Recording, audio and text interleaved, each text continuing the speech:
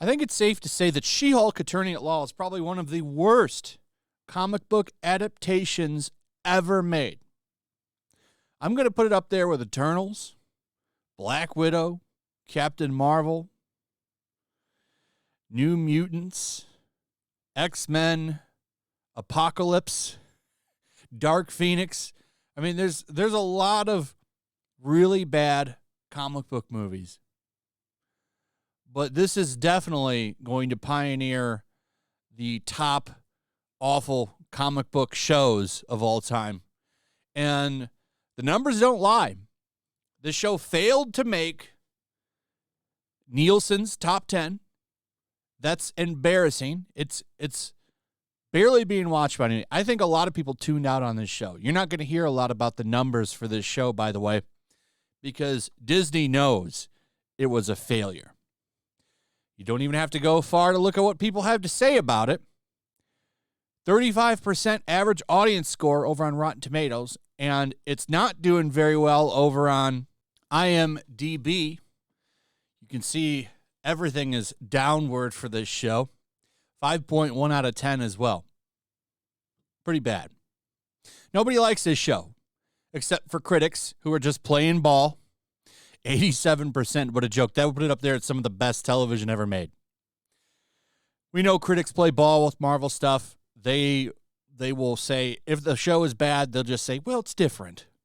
It's unique or something. They kind of reword it to make it sound positive. It's funny.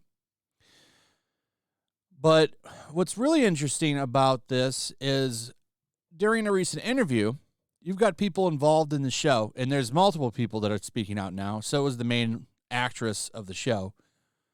But they're coming out and basically saying that this show was built to teach trolls a lesson.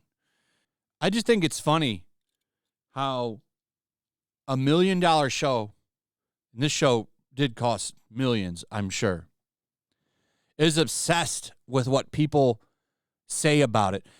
Not just this show, the company itself, Marvel, whose name is behind this. It's funny. They're very obsessed with what I'm saying. People like Nerdrotic, other channels that cover this kind of stuff, they're watching all of this stuff. It's funny. And this is their little jab, like, ha-ha, we got you. At what expense? First off, you didn't get anybody.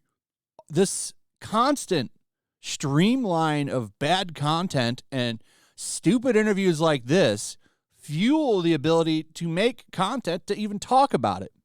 You know, if the show was good, this interview wouldn't exist and this video wouldn't exist. There'd be a video saying, yeah, that show's pretty good. Go check it out. But none of Phase 4 has been good.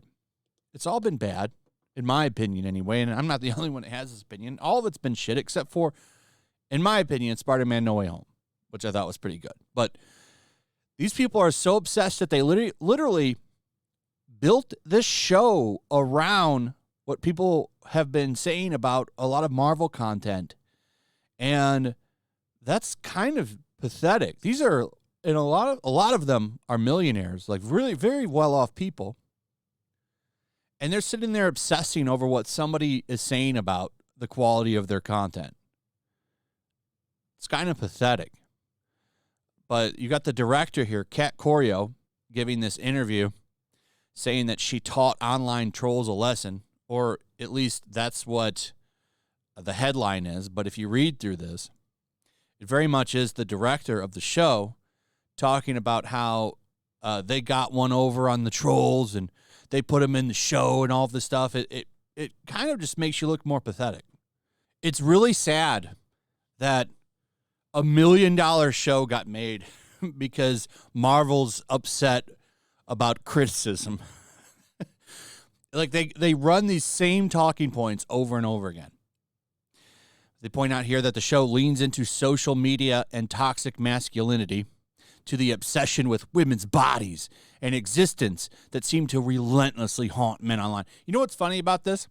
I remember this obsession with women's bodies thing. You know what that's in reference to? That's in reference to when people were criticizing the CGI of the show because it looks bad. And they called that sexism because people were obsessing over how a woman's body should look. No, people were obsessing over the fact that a Marvel show had dog shit looking CGI. There wasn't that much more to it. But like Marvel's going to accelerate the downfall of comic book adaptations, and I think that that's a wonderful thing. She says here that when the show came out, she was getting stuff like saying you should end yourself and stuff like that. Provides no receipts, by the way. Nothing. Doesn't post anything, doesn't show anything.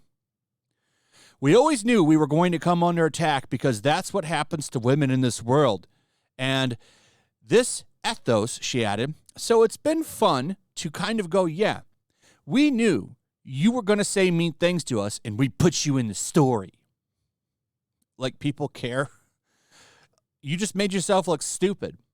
And I can back that up with some receipts about how you did not make the top 10. There's been a lot of silence on the ratings for this show. I wonder why that is. Huh?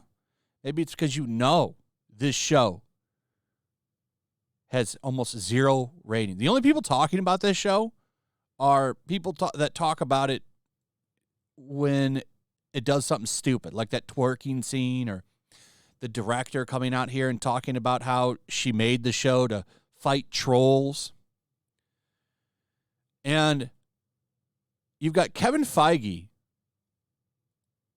knowing all this is going on. I bet you he's watching all of this because this is the star right here of the show, Tatiana Maslany, if I'm saying her name right. And she's talking about how Kevin Feige is all great. It's awesome. Look at this. They're talking about the big moment with Megan Thee Stallion. Like that's some kind of amazing Marvel scene where She-Hulk twerks. This is after she said that she doesn't want to be seen as a sexual object. She bends down and shakes her ass for the camera, and they zoom in on it. Jen voices many of the critiques and questions that Marvel fans have had over the years. So are you surprised that Marvel was willing to poke fun at itself to that degree? Not really, because knowing Kevin Feige, he just has a creative mischief about him and a curiosity about things. And as a creative, it makes sense to me that he would be up for it. Also, Marvel is doing all right. They're going to be fine. It's not like they were struggling to get people to embrace their stories. They're pretty well loved. We'll keep putting out shit like this, and we'll see how long that lasts. We'll see. But him just being all about it, that kind of says a lot right there to me. He knows what's going on. He approved all of this. He's probably sitting there watching all of Nerdrotic and everybody else's videos that make fun of this dog shit. He's probably watching them all and throwing shit in his house. Yeah, we'll make this She-Hulk show. That'll show him. That'll convince everybody. Marvel's a train wreck. Marvel's a train wreck. Why don't you just make good shit, Marvel, and then nobody will criticize? Well, you still get criticism, but you'd get a lot less if you just, I don't know, actually made good content. Anyway, just a big F you to fans, and this show is just a mess. I don't know how anybody's excited for the future of Marvel after watching this kind of trash. Anyway, that's pretty much it. Let me know what you think. Also, if you would, please like, subscribe, share the video. Make sure you're still subscribed. Hit that notification bell. I'll see you on the next one. Peace. Make sure to check out my locals. There's a link in the description. It's a fun community that I'm trying to build over here. If you don't want to support me on YouTube, you can come over here. None of that money goes to YouTube. You also can just come over here for free. But if you are a supporter over here, I do plan on doing an extra live stream once a month and throwing links to the supporters so you can actually come on and have a supporter live stream with me. Also, it's a good place to catch all of my content. You don't have to worry about notifications like YouTube. They'll definitely work over here. So come check out my locals.